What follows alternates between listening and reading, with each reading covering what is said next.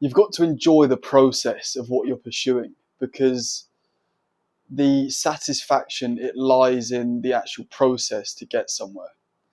And for years, I used to be so focused on the outcome, thinking that that was going to make me fulfilled. But the real fulfillment is in enjoying what you're doing, because life is so fleeting and so fragile. You don't really control anything. You don't know what's going to happen tomorrow. You can't control the past. You don't know where the world's going to go. You don't know when your last day might be. And these things just make worrying about the uncontrollable so pointless, because the only thing that's actually satisfying is what you're doing right now and finding enjoyment in that. And these things, they last. The feeling of getting these good things, it lasts for a little bit, and then it goes back to normal, because I've moved out into a better place and it now just feels normal again. The only thing that doesn't disappear is the present moment right now. And it says in the Bible by King Solomon, "So I hated life, for all of the work was grievous, and it had no meaning. It was just a chasing after the wind." But he then goes to say a person can do nothing better than to eat and drink and find satisfaction in their toil, because this is God's hand. And that's the wisest man and the wealthiest man to live. And he's come to that conclusion as well, that doing these things, worried about what you're going to get from them, is just a miserable place to live. And the true satisfaction comes from enjoying the work that you're doing to get to where you want to go, but using where you want to go as a direction and not attaching your fulfillment to that outcome. When you're not enjoying the process, you're trying to control the outcome. You're trying to control the uncontrollable, because at the end of the day, there's no point in doing that, because your life is written, and what will be, and what's meant for you is meant for you. And there's going to be challenges that come, but it's about accepting those challenges for development and understanding that God will never give you anything that's too much for you and something that you can't handle.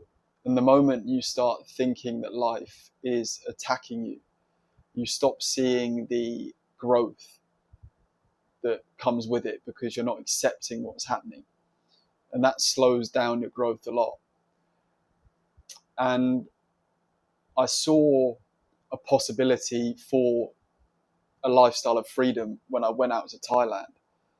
It gave me that taste of what having control of your time, not being told what to do, you can do things when you want,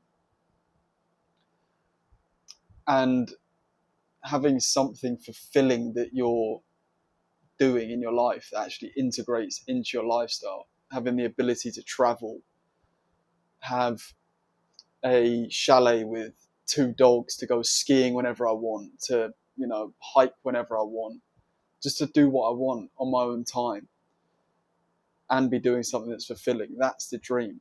The video is talking about not being attached to outcomes, but you shouldn't have your validation and your self-worth on these outcomes.